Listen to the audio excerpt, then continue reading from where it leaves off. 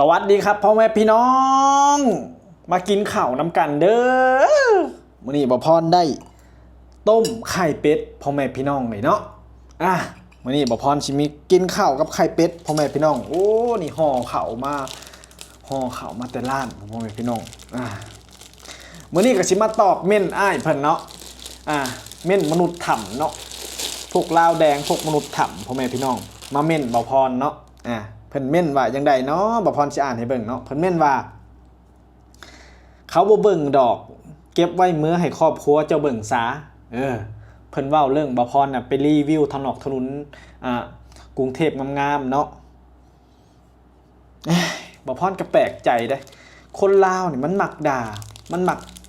แช่งกันได้พ่อแม่พี่น้องเอ้ยคนลาวบางคนนี่ใจบ่ดีคือคนไทยเด้พ่อแม่พี่น้องเอ้ยเห็นเขาได้ดิบได้ดีเขาก็เครียดเขาก็สั่งเขาได้เฉพาะบางคนเนาะ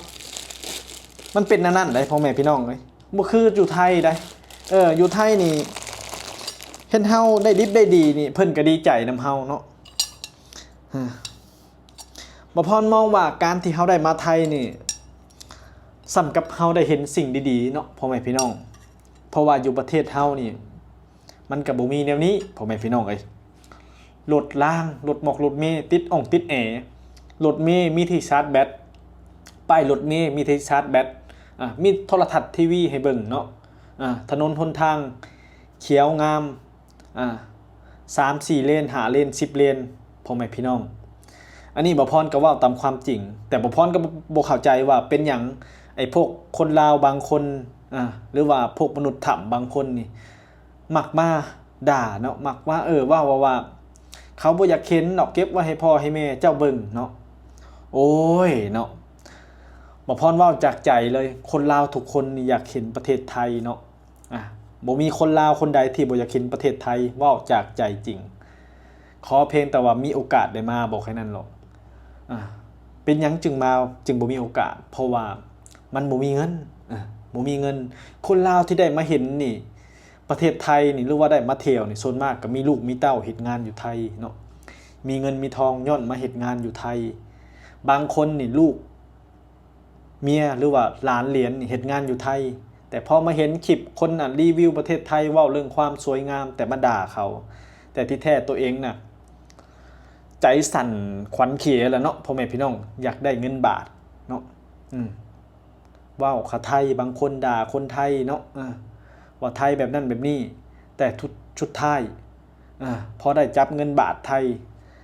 มือมาให้สั่นสิเป็นสิตายเลยได้จับเงินไทยเนาะ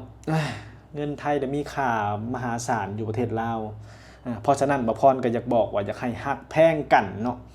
บ่ว่าสิเป็นมนุษย์ถ้ำบ่ว่าเด็กน้อยเด็กๆบางคนก็มาเฮ็ดงานอยู่ไทยแต่มาด่าบ่พรบ่พรก็งงได้เนาะมาหาอยู่หากินหาแดกอยู่ประเทศไทยแต่มาด่ากันเนาะทำตัวนิสัยเป็นเขมรเป็นกัมพูชาน่ะเลิกซะแบบนั้นเนาะพ่อแม่พี่น้องคนไทยเพิ่นให้แต่โอกาสเฮาเนาะให้แต่สิ่งดีๆกับเฮาเนาะขอเพียงแต่เฮาเข้ามาเฮ็ดงานอยู่ไทยถูกต้องตามกฎหมายเนาะพ่อแม่พี่น้องบ่พรก็ดีใจเนาะที่ได้มาเฮ็ดงานอยู่ไทยเนาะเพราะว่าตั้งแต่บ่พรมาอยู่ไทยนี่ชีวิตบ่พรก็ดีขึ้น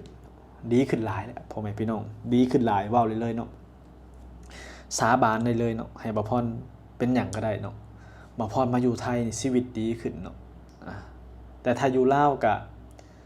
บ่ฮู้เพราะว่าบ่พรบ่จักแนวหาเนาะความสามารถบ่พรบ่เก่งพ่อแม่พี่น้องบ่เก่งคือคนอื่นเนาะมันก็เลยหาเงินหาทองอยู่ลาวนี่บ่ได้แม้กระทั่งรถถีบน้อยๆที่หา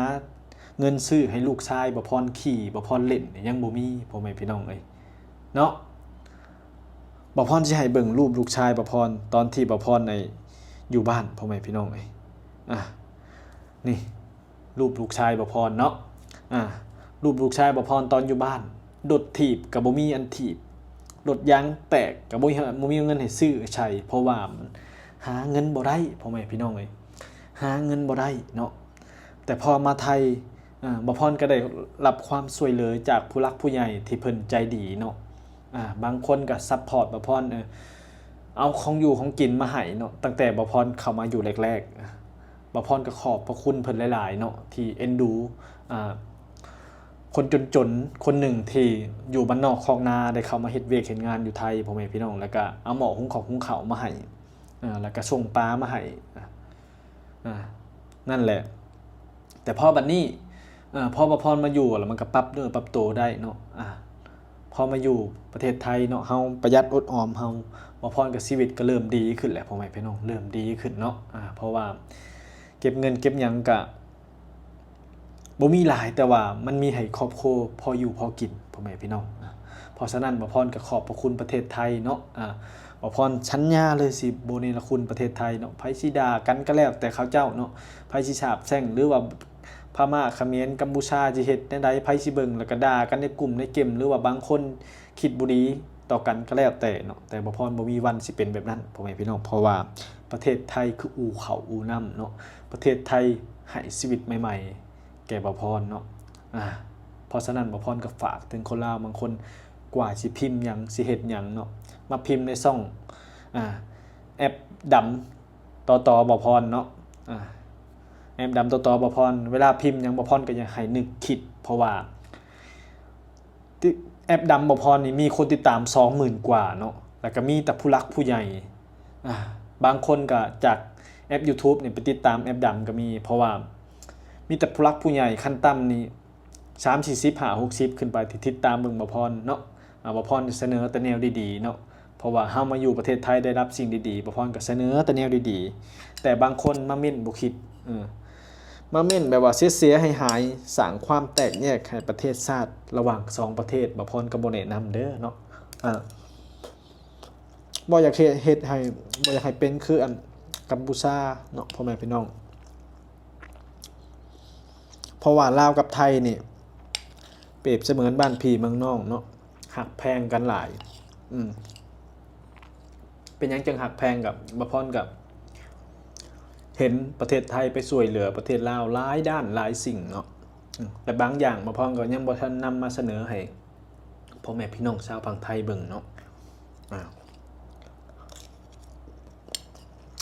อย่าเฮ็ดให้มันเสียหายคือ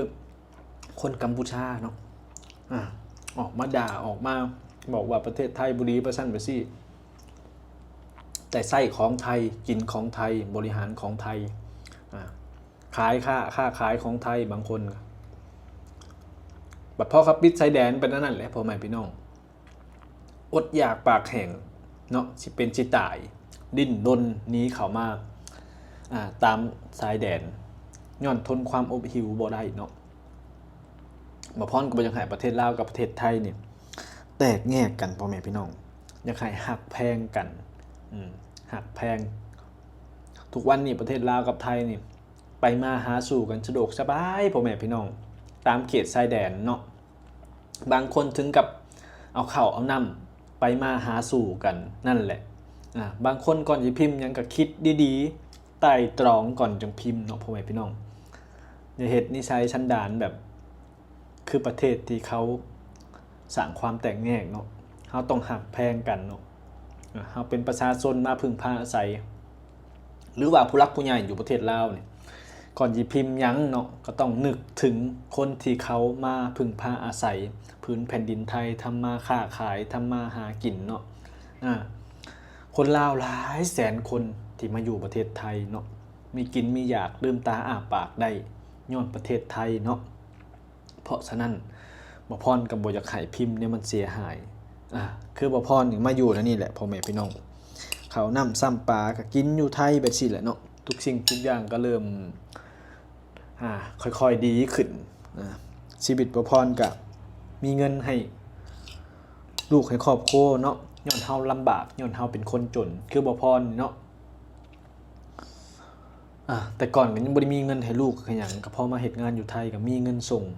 เดือนละ 1,000 2,000 มันก็ดีเด้ 1,000 2,000 3,000 4,000นี่มันเว้าเป็นเงินกีบมันก็ล้าน2ล้าน3ล้านเนาะพ่อแม่พี่น้องพอไปซื้อหันชื่อนี่มันก็พออยู่พอกินเฮ็ดให้ครอบครัวดีขึ้นเรื่อยๆพ่อแม่พี่น้องแต่ว่าเรื่องความรวยเฮาก็บ่ฮู้เนาะถ้าเฮามีความสามารถเฮาต่อยอดเนาะเข้าถึงเทคโนโลยีหรือสิ่งต่างๆในประเทศไทยได้เฮาก็พัฒนาตัวเองได้เพราะฉะนั้นเวลา คนใดสิพิมพ์หยังสิคิดหยังสิเว้าหยังก็ให้คิดดีๆเนาะอย่าสร้างความแตกแยกคือชาวเขมรคือชาวกัมพูชาเฮาลาวไทยพี่น้องกันคลิปนี้ก็จะฝากถึงคนลาวเนาะถ้าเขามารับชมให้เขามาเบิ่งคิดดีๆพิมพ์ดีๆพ่อแม่พี่น้องมันสิมีผลกระทบต่อบุคคลอื่นเนาะนั่นแหละพ่อแม่พี่น้องคลิปนี้เข้ามาแล้วถ้ามีประโยชน์หรือว่าอยากให้คนลาวหรือว่าอยากให้พ่อแม่พี่น้องรับชมก็ช่วยกันแชร์เด้อครับพ่อแม่พี่น้องคลิปนี้ก็บ่พรก็ขอจบไปเพียงเท่านี้แหละพ่อแม่พี่น้องสำหรับคลิปนี้ก็ขอบพระคุณหลายๆครับที่เข้ามารับชมนะครับเด้อ